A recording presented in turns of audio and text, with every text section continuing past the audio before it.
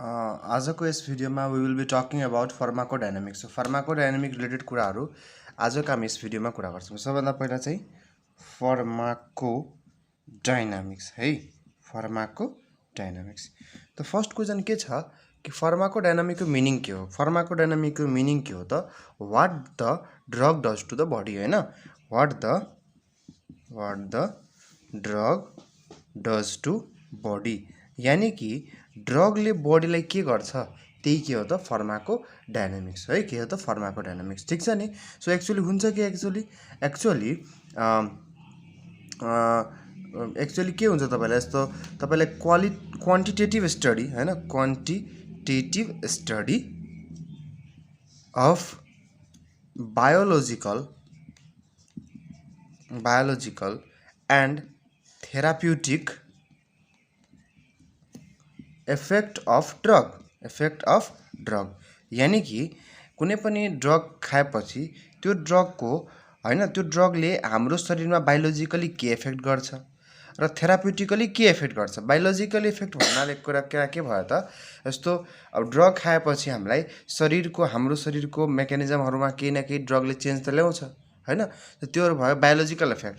Therapeutic effect भनेको के भयो, जस्तो हामीले ज्वरो लागेछ, हामीले पारास्टामोल खायो, ज्वरो ठिक भइहाल्यो, त्यो कस्तो इफेक्ट भयो? त्यो हाम्रो रोगलाई ठिक पार्ने इफेक्ट भयो। त्यस्तो इफेक्टलाई हामीले के इफेक्ट भन्छौँ? थेराप्युटिक इफेक्ट भन्छौँ। सो यही बायोलोजिकल र थेराप्युटिक इफेक्ट जुन ड्रगले देखाउँछ त्यसको क्वान्टिटेटिभ स्टडी, त्यसको के जस्तो स्टडी? क्वान्टिटेटिभ भनेको कति हदसम्म ठिक गर्छ त्यसको क्वान्टिटी भनेको सङ्ख्या होइन, क्वान्टिटेटिभ स्टडी जुन हुन्छ र plus mechanism of action of drug, के त एमओए जुन भन्छ नि, मेकानिजम अफ एक्सन होइन, मेकानिजम अफ एक्सन अफ ड्रगले हाम्रो शरीरमा कसरी काम गर्छ, यति कुराको स्टडीले हामीले के भन्छौँ त? फार्माकोडाइनामिक भन्छौँ। भनेपछि फार्माकोडाइनामिक स्पेसली के भयो त? ड्रगहरूले कसरी काम गर्छ त्यसको स्टडी, प्लस ड्रगहरूको बायोलोजिकल र थेराप्युटिक इफेक्ट के छ त हाम्रो बडीमा त्यसको स्टडी। सो बेसिकली यसमा दुईवटा कुरा पर्ने भयो, एउटा चाहिँ biological and therapeutic effect of ड्रगको स्टडी र अर्को भनेको मेकानिजम एक्सन अफ ड्रगको स्टडी। यो दुईवटा कुराको एउटा कुरा यो भयो र अर्को कुरा यो भयो। यो दुईवटा कुराको स्टडीलाई हामीले के भन्छौँ त? Is known as pharmacodynamics. के त? फार्माकोडाइनामिक्स, बुझ्नुभयो नि? यानी कि बायोलोजिकल र थेराप्युटिक इफेक्ट अफ ड्रग के छ र मेकानिजम एक्सन अफ ड्रग के छ। सबभन्दा पहिला ड्रगको साइट्स अफ ड्रग एक्सन। अब त्यसपछि के टपिक छ? साइट्स अफ ड्रग एक्सन, यानी ड्रगले कुन कुन ठाउँमा काम गर्छ हेर्नुहोस्। अब इमेजिन गर्नुहोस्, यो म एउटा इक्जाम्पल लिएर बुझाउँछु तपाईँलाई। इमेजिन गर्नुहोस् यो एउटा स्टोम्याक छ, ठिक छ, र स्टोम्याकमा यहाँ यसरी सेल्सहरू छन्। स्टोम्याकमा के छन्? यहाँ सेल्सहरू छन्। अनि हेर्नुहोस्, अब यो यसरी सेल्सहरू छ। अब हेर्नुहोस्, सो कुनै पनि ड्रग मैले खाँदाखेरि हुनसक्छ यो ड्रगले सेलभन्दा बाहिरै काम गरेको हुनसक्छ, वा हुनसक्छ यो ड्रग यसबाट डिसइन्टिग्रेट भएर केही पार्ट अफ ड्रग कता गइसक्यो? सेलहरूमा गइसक्यो। कहाँ गइसक्यो? सेलहरूमा गइसक्यो होइन। अनि कुनै पार्ट हुनसक्छ सेलमा बाहिर, जुन सेलहरूको बाहिरमा रिसेप्टरहरू हुन्छ, सो रिसेप्टरमा गएर बाइन्ड गरेर अनि सेलमा काम गर्यो, हो कि होइन? भनेपछि ठाउँ तीनवटा हुनसक्छ। एउटा सेलको बाहिर काम गर्न सक्छ, यानि कि एउटा कता काम गर्छ? युजुअली आउटसाइड सेल होइन, सेलको बाहिर काम गर्न सक्छ। सो आउटसाइड सेल काम गर्यो भने यस्तो साइटलाई हामीले के भन्छौँ त? एक्स्ट्रा सेलुलर भन्छौँ। के भन्छौँ? एक्स्ट्रा सेलुलर साइट, यानि कि सेलको बाहिर काम गरिरहेछ। अब सेलको भित्र पनि गएर डाइरेक्ट काम गर्न सक्छ, त्यस्तो साइटलाई हामीले के भन्छौँ त? इन्ट्रासेलुलर साइट भन्छौँ। के भन्छौँ? इन्ट्रासेलुलर साइट, यानि कि सेलको भित्र है। अर्को के हुनसक्छ? सेलको भित्र पनि होइन तर बाहिर पनि होइन, यो बिच सेलको सँग जुन रिसेप्टर हुन्छ त्यो रिसेप्टरमा बाइन्ड गरेर काम गर्न सक्छ। सो त्यस्तो हामी भन्छौँ सेलुलर साइट। के त? सेलुलर साइट भन्छौँ। के भन्छौँ? Cellular site. यसमा के गर्छ? रिसेप्टरहरूमा गएर बाइन्ड गर्छ। सो यो तीनवटा ठाउँमा बाइन्ड गर्न सक्छ। अब एउटा इक्जाम्पल हेरिहालौँ, सबै साइटहरूको एउटा इक्जाम्पल होइन। अब हेर्नुहोस् के छ त? सबभन्दा पहिला जुन एक्स्ट्रा सेलुलर साइटमा छ, तपाईँले के इक्जाम्पल छ त? यिनीहरूले के गर्न सक्छ त? तपाईँलाई जुन हामीले लेट्स सपोज यसको अब एक्स्ट्रा सेलुलर साइटमा कस्तो ड्रगले काम गर्छ, जस्तो एन्टाएसिड्सले। के त? एन्टाएसिड्स। तपाईँ डाइजिन सुन्नुभयो होला सबैजनाले। त डाइजिनहरू खान्छ नि, त डाइजिनहरूमा के हुन्छ? म्याग्नेसियम हाइड्रोक्साइड हुन्छ। के हुन्छ? म्याग्नेसियम हाइड्रोक्साइड हुन्छ। अब हेर्नुहोस्, अब तपाईँको मानौ कि स्टोमाकमा धेरै ग्यास भइहालेको छ, त तपाईँ डाइजिन खानुहुन्छ, ग्यास त एक्चुअली सेलभित्र थोरै हुन्छ, ग्यास कहाँ हुन्छ? सेल बाहिर, यो बिचको यो जुन स्टोमाक छ, स्टोमाकको स्पेसमा हुन्छ ग्यास। त जुन डाइजिन खान्छ, त डाइजिन त बेस हो एउटा, त बेसले एसिड रियाक्सन गरेर यहीँ के बनिहाल्छ, तपाईँलाई न्युट्रलाइज भएर न्युट्रलाइजेसन रियाक्सन भइहाल्छ। ठिक, त यहाँ जुन न्युट्रलाइजेसन रियाक्सन भयो त्यो भनेको सेल बाहिरै भयो नि, त्यसैले तपाईँले ग्यास ठिक भइहाल्यो भने यो कस्तो साइट भयो? आउटसाइड सेल, मतलब ड्रगले सेलको बाहिरै काम गरिहाल्यो। अब कुनै कुनै ड्रगले के गर्छ, सेलको भित्र गएर बल्ल के गर्छ, काम गर्छ। के गर्छ? सेलको भित्र गएर काम गर्छ। जस्तो हामीले पढ्यौँ जति पनि एन्टिबायोटिक्सहरू ट्युबरक्लोसिसमा पढ्यौँ, तिनीहरू के गर्थ्यो, सेलको भित्र गएर कति एन्टिबायोटिकहरूले काम गर्थ्यो। त इन्टरसेलर साइटमा काम गर्ने एन्टिबायोटिक्सहरू हुनसक्छ है, होइन? र अर्को के हुनसक्छ, तपाईँले सेलको बाहिरमा काम गर्नको लागि जस्तो केही ड्रगहरू हुनसक्छ। जस्तो इक्जाम्पलको लागि यहाँ सेलको रिसेप्टरमा काम गर्ने ड्रगहरू जस्तो एसिटाइल कोलिन। के त? Acetyl choline. अब यसको धेरै डिटेलमा नजाउँ अहिलेको लागि, जस्ट बुझ्नुहोस् कि यो इक्जाम्पल भयो यो 3टा ठाउँको। ठिक छ? कुरा सोधिरहेको हुन्छ प्रिन्सिपल अफ ड्रग एक्सन। के त?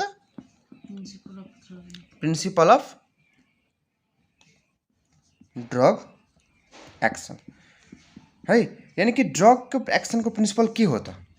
अब हेर्नुहोस्, प्रिन्सिपल अफ ड्रग एक्सन भन्यो भने 4वटा कुरा मात्रै छ। कतिवटा कुरा छ? यानि कि प्रिन्सिपल अफ ड्रग एक्सन भनेको के हो, ड्रगहरूले युजुअली के गरेर काम गर्छ त सेलहरूमा? ड्रगहरूले युजुअली के गरेर काम गर्छ, सेल भन्नाले पनि बडीमा के गरेर काम गर्छ त, त्यो के भयो त? Principal of drug action. त हेर्नुहोस्, कहिलेकाहीँ के हुनसक्छ, कुनै सेलको एक्टिभिटीले यसले बढाइदिन्छ काम गर्नको लागि, वा कुनै सेलको एक्टिभिटीलाई घटाइदिन्छ, वा कुनै सेलमा केही कुरा छ त्यसलाई त्यो ठाउँबाट हटाएर आफू गएर बस्दिन्छ है, र कहिलेकाहीँ त्यो कुरालाई डिस्ट्रोय गरिदिन्छ। ठिक छ? सो एउटा हुन्छ के, जस्तो कुनै सेलको कामलाई बढाउनु, यसको मतलब के हो? स्टिमुलेसन। यसको मतलब के हो? स्टिमुलेसन। स्टिमुलेसन भनेको के हो? कुनै सेलको कामलाई बढाउनु। त सेलेक्टिभ इन्हान्समेन्ट भनेको बढाउनु, सेलेक्टिभ भनेको सिलेक्ट गरेर सबै सेललाई होइन, कुनै खास किसिमको सेल्सहरूलाई। Selective enhancement of level of activity यानि काम गर्ने क्षमता अफ स्पेसलाइज सेल, कुनै स्पेसलाइज सेलको काम गर्ने क्षमता के गर्नु? बढाइदिनु। कुनै स्पेसलाइज सेलको काम गर्ने क्षमता बढाइदिन्छ होइन। जस्तो इक्जाम्पलको लागि यसको इक्जाम्पल के भयो? इक्जाम्पल जस्तो एड्रिनालिन भन्ने एउटा ड्रग हुन्छ, यसले के गर्छ, हार्ट जुन हुन्छ नि, हार्टको के गर्छ, यसले तपाईँलाई रेट बढाइदिन्छ, हार्ट रेटलाई इन्क्रिज गरिदिन्छ यसले। ठिक छ नि? त हेर्नुहोस्, त एड्रिनालिनले के गर्यो, हार्टको सेल्सहरूलाई स्टिमुलेट गर्यो, त्यही भएर हार्ट रेट बढ्यो। ठिक छ नि? त यो कुरा भयो के? स्टिमुलेसन। यो कुरा यो त म इक्जाम्पल दिएँ, अब यस्तो जहाँ पनि धेरै इक्जाम्पल हुनसक्छ होइन।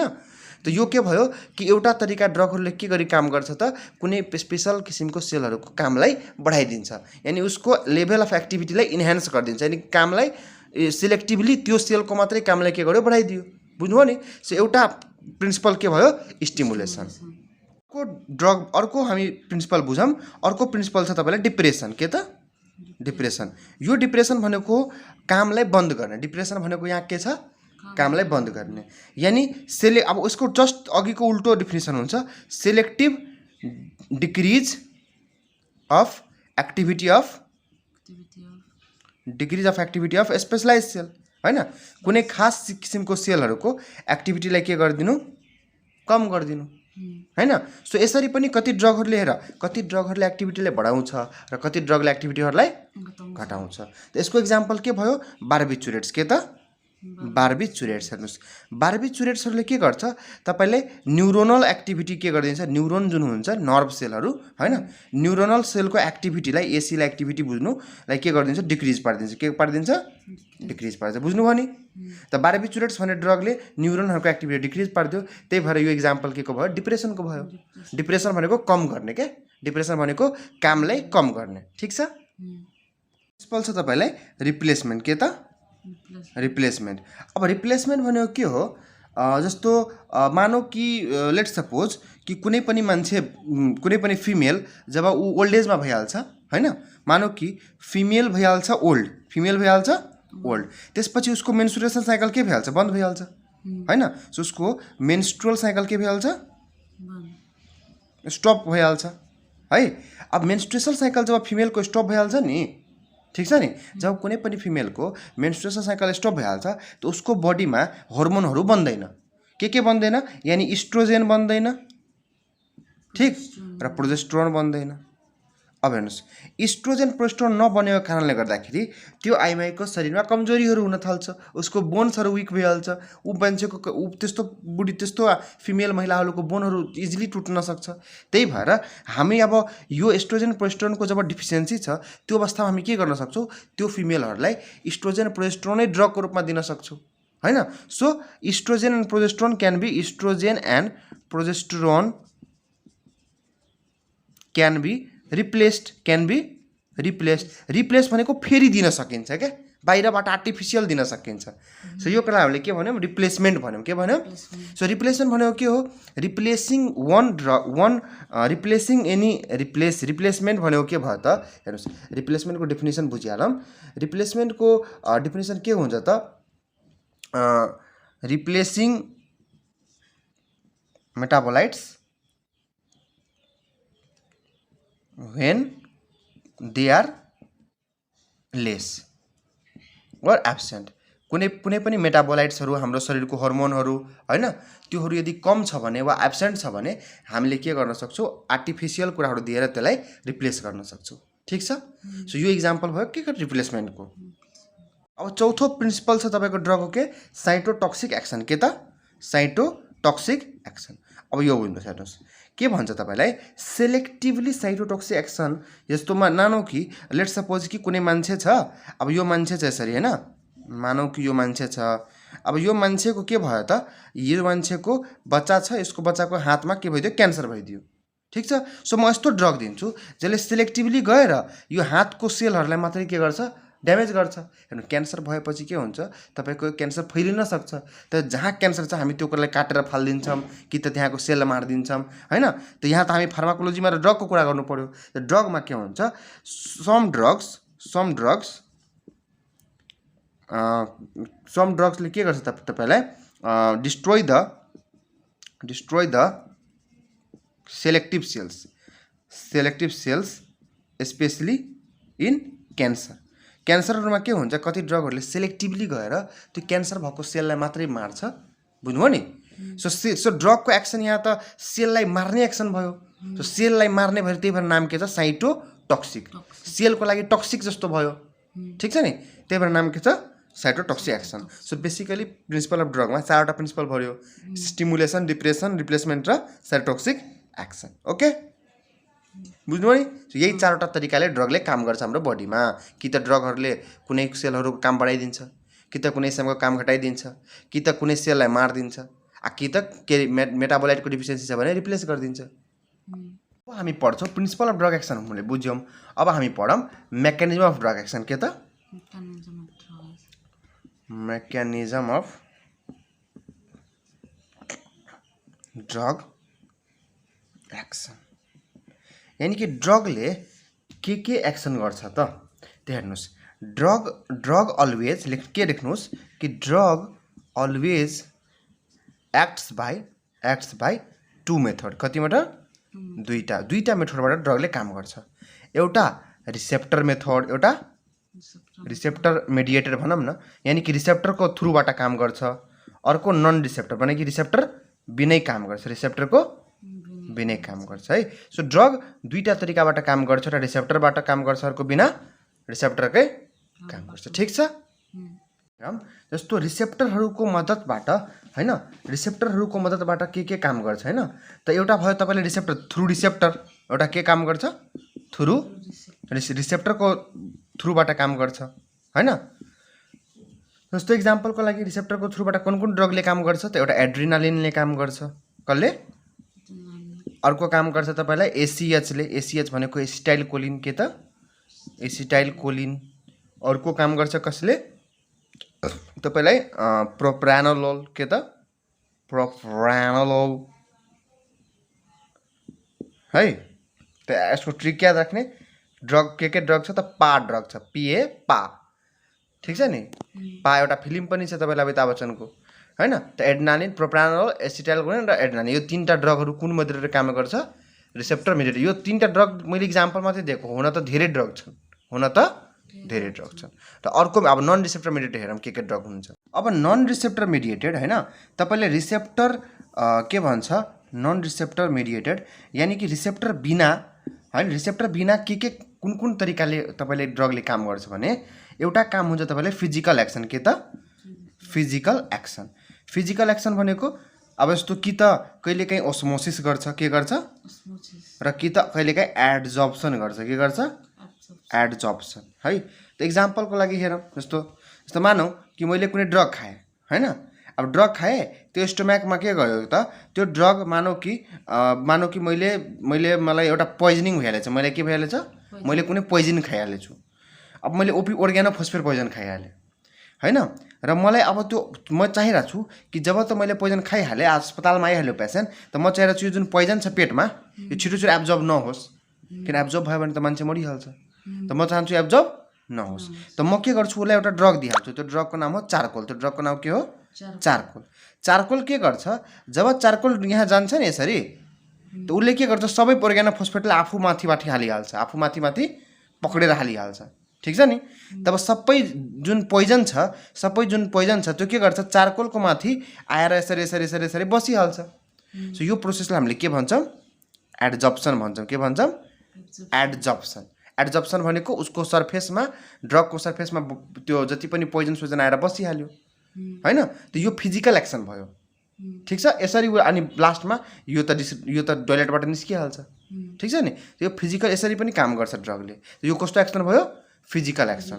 हेर, ड्रगले त्यस्तो उसको पोइजनको प्रोपर्टीमा केही चेन्ज गर्यो? गरेन। जस्ट पोइजनलाई आफ्नो भित्र आफ्नो बाहिर एट्याच गराइहाल्यो अनि निकालिदियो। त यो के भयो? Physical action. अब ओस्मोसिस भनेको के हुन्छ, जस्तो इक्जाम्पल लिनुहोस्, ओस्मोसिसको इक्जाम्पल दिन्छु म। जस्तो मानौँ कि तपाईँको बडीमा एकदम धेरै डिहाइड्रेसन छ, तपाईँलाई 50 चोटि डायरिया भइसक्यो। अब तपाईँ खानुभयो ORS, जीवनजल खानुभयो, के खानुभयो? ORS। अब ORS खाएपछि तपाईँको ब्लडमा त पानी कम छ, धेरैचोटि डायरिया भइसकेको छ। त ORS के गर्छ, तपाईँको ब्लडमा पनि गइहाल्छ, र ORS जब ब्लडमा जान्छ सँगसँगै के पनि जान्छ, वाटर पनि जान्छ। त यो यसरी जुन जाने प्रोसेस भयो, यो प्रोसेस कुन प्रोसेसले हुन्छ? ओस्मोसिसले हुन्छ। सो ओस्मोसिसको इक्जाम्पल याद राख्नु, ORS, ठिक छ। र एक्जाममा जहिले पनि तपाईँ लेख्नुहुन्छ ORS, त्यसको फुल फर्म लेख्नुहोस्, मात्रै ORS नलेख्नुहोस्। ओरल रिहाइड्रेसन सोल्युसन भनेको फुल फर्म। र एड्जर्प्सनको इक्जाम्पल लेखेर के राख्नुहोस्? चारकोल। के याद राख्नुहोस्? चारकोल इन कुन पोइजनिङ? organophosphate पोइजनिङ, यानि कि OP पोइजनिङमा चारकोल। इक्जामहरूमा जहिले पनि तपाईँले फुल फर्म लेख्नुहोस्, सर्ट फर्म लेखेर मार्क आउँदैन, ठिक छ नि। सो यो तपाईँलाई नन रिसेप्टर मिडिएटेडबाट एउटा फिजिकल एक्सनवालामा दुईवटा कुरा पऱ्यो, ओस्मोसिस र एड्जर्प्सन। आई थिङ्क बुझ्नुभयो दुवै। नन रिसेप्टरमा मिडिएटेडमै अर्को छ तपाईँले के? Chemical action. के एक्सन? Chemical action. जस्तो अघि हामीले हेऱ्यौँ, जस्तो जुन लेट सपोज यो स्टोम्याक थियो, यसमा HCl ग्यासमा छ। सो त्यो ग्यासलाई न्युट्रलाइज गर्न हामीले भन्यौँ कि म्याग्नेसियम हाइड्रोक्साइडले यसलाई न्युट्रलाइज गर्छ, किन एसिड र बेसले न्युट्रलाइज गर्छ। सो यो यस्तो रिएक्सनलाई हामीले के रिएक्सन भन्छौँ? न्युट्रलाइजेसन रिएक्सन भन्छौँ। त यसमा त उसको केमिकल प्रोपर्टी चाहिँ चेन्ज गरिदियो नि ड्रगको, मतलब आई मिन त्यो ग्यासको ड्रगले केमिकल प्रोपर्टी चाहिँ चेन्ज गरिदियो। सो त्यही भएर यो एक्सनलाई के भन्यौँ हामीले? Chemical action. र यो प्रोसेसलाई हामीले के भन्छौँ? न्युट्रलाइजेसन। किनकि एसिड प्लस बेस मिलेर बन्यो के? Salt and water. के बन्यो? Salt and water. यो रिएक्सनमा न्युट्रलाइज भयो नि, त्यही भएर यो रिएक्सनलाई के भन्छ? न्युट्रलाइजेसन रिएक्सन भन्छ। सो ड्रगहरू यसरी पनि काम गर्छन् है, ठिक छ। तपाईँलाई नन रिसेप्टर मिडिएटरमा अर्को के छ तपाईँलाई? Through enzymes. के त? थ्रु इन्जाइम्स, यानि कि कुनै इन्जाइमको मद्दतले हामीले के गर्छौँ, बडीमा काम गराउँछौँ। जस्तो इक्जाम्पलको लागि तपाईँले के हुन्छ, पारासिटामोल भन्ने ड्रग सबैले खाइरहेको हुन्छ है। यो पारासिटामोलले के गर्छ, हाम्रो बडीमा गएपछि यसले के गर्छ, एउटा इन्जाइम हुन्छ क्या, त्यसको नाम छ साइक्लोअक्सिजिनेज। के नाम छ? साइक्लोअक्सिजिनेज। यो साइक्लोअक्सिजिनेज वी आर टेकिङ एक्जाम्पल कि पारासिटामोलले के गर्छ, तपाईँलाई साइक्लोअक्सिजिनेज भन्ने इन्जाइमलाई इन्हिबिट गर्छ। र यो इन्जाइम इफ इन्हिबिटेड त के हुन्छ तपाईलाई प्रोस्टाग्ल्यान्डिन भन्ने कुरा बन्दैन, प्रोस्टाग्ल्यान्डिन भन्ने कुरा बन्दैन। र प्रोस्टाग्ल्यान्डिन भन्ने कुरा यदि prostaglandin do not form prostaglandin बनेन भने फिभर पनि आउँदैन, के हुँदैन, फिभर आउँदैन। त हेर्नुस् यो यहाँ ड्रगले इन्जाइमको थ्रुबाट फिभरलाई कम गर्यो कि गरेन, त्यही कारणले र प्रोस्टाग्ल्यान्डिनले फिभर गराउँथ्यो, त प्रोस्टाग्ल्यान्डिन नै बनेन भने फिभर हुन्छ, हुँदैन। सो यो यहाँ जुन काम गर्यो ड्रगले त्यो के माध्यमबाट काम गर्यो, इन्जाइमको माध्यम, यानि कि उसले के गर्यो इन्जाइमलाई इन्हिबिट पारिदियो। इन्जाइमै काम गरेन भने प्रोस्टाग्ल्यान्डिन के हुन्छ, बन्दैन, प्रोस्टाग्ल्यान्डिन बनेन भने फिभर आउँदैन। सो यसरी इन्जाइमले पनि इक्जाम्पलमा एउटा पारास्टामोल पनि भइहाल्यो, ठिक छ नि। अब इन्जाइमको मद्दतबाट काम गर्ने त धेरैवटा ड्रग छन्, के छन्, धेरैवटा ड्रग छन्, ठिक छ नि। जस्तो इक्जाम्पलका लागि अर्को इन्जाइमबाट काम गर्ने